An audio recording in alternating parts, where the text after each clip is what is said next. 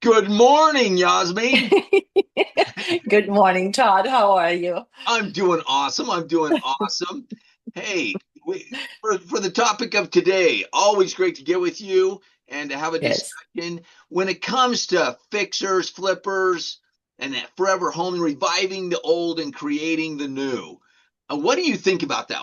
I mean, when it comes to so many people like talk down and are negative about investors and about flippers and about how they're messing up the market and everything else. But what is your perspective? I mean, what do you think of it all?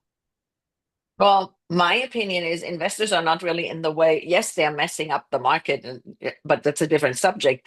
But typically, and we all do, we get like 15 text messages, right, a day from investors. Do you have an off-market listing? And I typically, I had a phase where I really got upset. I'm like, if I have one, I won't come to you because my service is to the seller and I want to get them the highest possible price. I'm not going to sell, off market and give you a deal. So, oh, but you're going to get the listing. I'm like, I don't care if I'm going to get the listing. My poor seller's here in the beginning. But the Right. thing is, so in a sense of they are messing up the market, well, if they buy off market, which a lot of them do, they're then going in and they remodel the house. And it all depends, are they reputable? Are they sloppy? So there's so many different variations on how these flippers work that I feel you just need to it's one at a time. We can't just say they're all the same. Right. Investors, flippers, whatever you want to call them. I think if they have an established reputation, I'm all for it because they do a good job. And Yeah, lipstick on a pig doesn't benefit anybody. I mean, that's for sure. no, And so, yeah, but the other side of it is they do the thing that so many people don't face the fact of. Like for example, there's areas in my area, in my community, where I drive past a house and it's been vacant for literally years, and they won't sell it. It's an estate sale. Well, the estate's taken over, and they won't sell it, and it's just getting dilapidated, weeds, dilapidated. It's just falling apart. And it's like a flipper or an investor would come in, they would make it because that's an eyesore and it devalues the yes, entire community. Where agreed. comes in, they take it, even if they make some money on it, so be it. Welcome to the American Yes. way. But they fix it up and they beautify the area. But what do you think these people that come in? Do you think even investors, do you think investors need real estate agents, or do you think they can just fly without it? I think investors need real estate agents because their focus is, I think it's a package deal. I think they really need them. Yes, they could have a license just to kind of have their eye on the market and go on MLS and see, hey, what's happening in this neighborhood? We just bought this. Where's our top? Where's the top? And whatever, or they work as a team with an agent, where sometimes they say, okay, we are doing 15 houses a year, Yasmin, and we know that your normal commission is this, but let's come up with a package deal. um, that I think is an option, but I honestly, I mean, any investor should consider working with a realtor. Just, we treat it as still getting them the highest possible price. I mean, that's what a realtor should be for.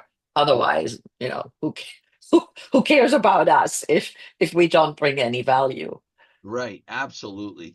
And especially those that are just getting into the investing world or into the So sad. flipping world. They absolutely, and there's, sad to say, every profession has them, but I just know of real estate agents that quite frankly just takes advantage of some of those, Yes. instead of adding value, they just want to get in, get the deal, get the commission, those the old commission chasers, so to speak. Yes. And Yes. they, like, I know of people that have significantly overpaid for properties, especially if they don't have an agent. They just get all excited. They go, "Oh, we don't have an agent, so we can do this, this, and this," and they end up overpaying. They end up upside down in the house, their first flip, and so forth. Have you had any experience Yes. with that? I did have experience recently. It was a young couple, and their very first investment property. They're both in tech, so they want to focus on that a little bit. So the it first of all, they hired this online 999 company that is has no foot on any ground, right? They just check, oh, the comps say this, the market is this. The market is sometimes behind, right? So that whatever algorithm didn't catch that the market in that neighborhood had totally shifted. So what ended up happening, they paid $100,000 over the list price Ugh. for a fixer, and I was like, they already paid the top of the market.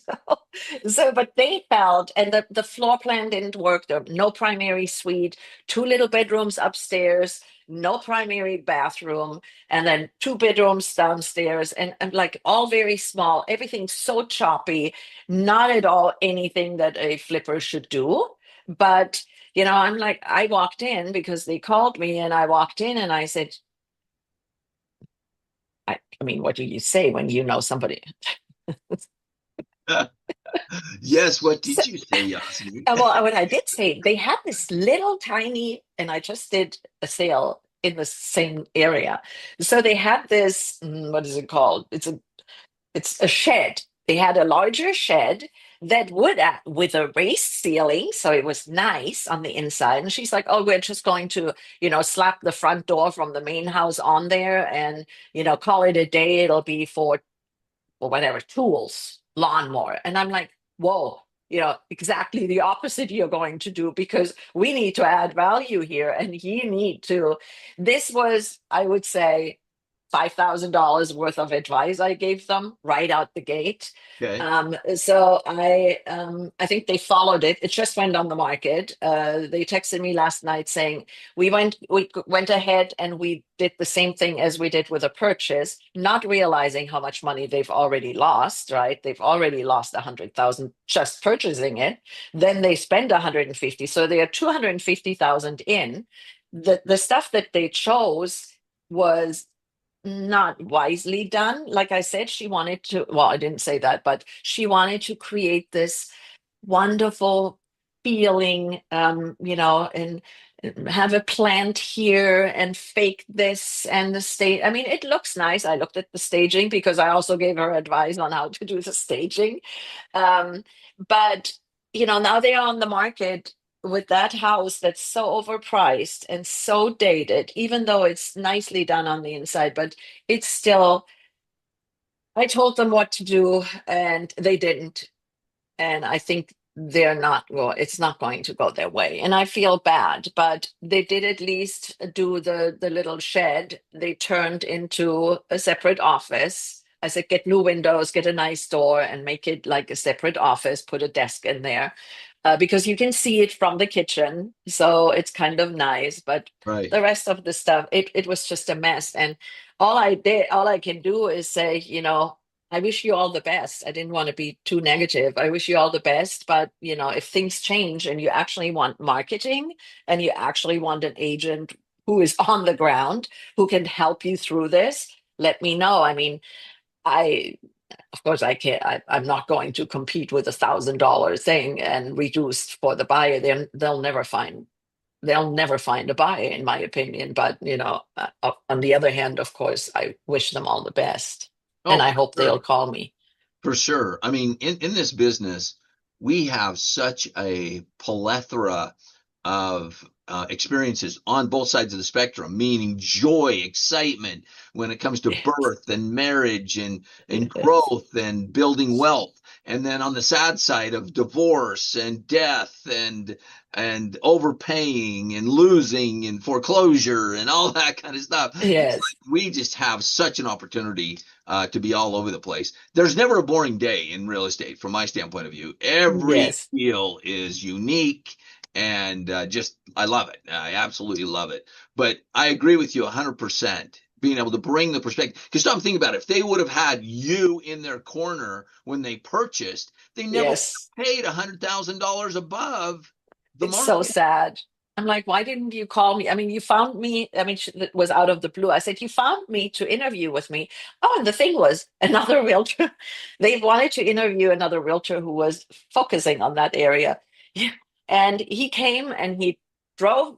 around, he looked at the house, he looked at what they paid for. He didn't even get out of the car, and he said, "No, thank you. I'm Oh, not going to take this listing and have it here for 6 months and nothing ever happens." So wow. they already, yeah, so that was before they met with me. And I came in with a new perspective and ideas on how we can actually make it work. And I feel the most important ones, like the curb appeal, they did not do. And that is a big mistake because if somebody drives up like that realtor and says, "No, thank you, I don't want the listing," that's a good sign that you need to work on curb appeal, right? So, Oh, but for sure. it was For sure. For sure. intense. I feel so bad for them. Oh, it is so sad. I had a client. Well, actually, what ended up happening was they called me up. They were in a contract, and they had a house that they were selling, and and they had two homes. So they were living in one, and they were selling the other one. And they showed me the contract, Yasmin. It was so bad. And I said, "You're toast. You're going to lose everything. You're going to lose it all."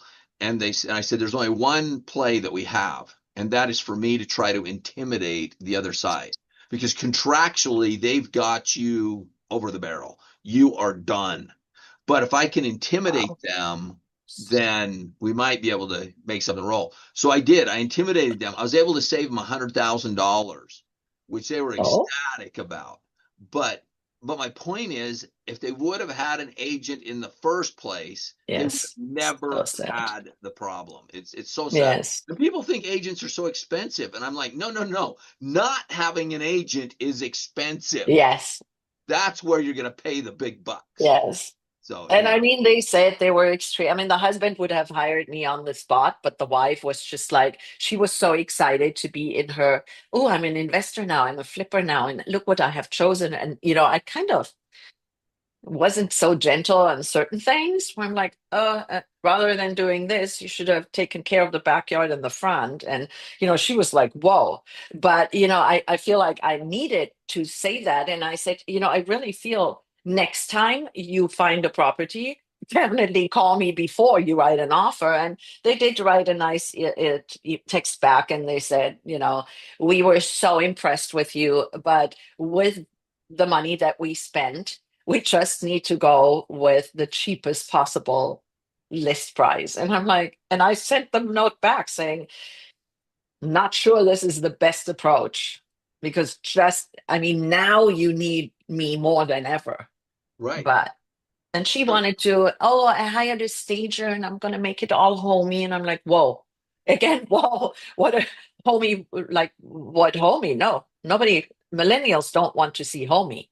Millennials have their program in their brain, and and there's a system to the madness. Like, for example, I right now have a listing coming up, a townhouse in an area newer, but it's not an end unit. So there are these three, four townhouses, my and there are three others in the neighborhood. So I took my stager with me and I said, "Here, take a look at these three.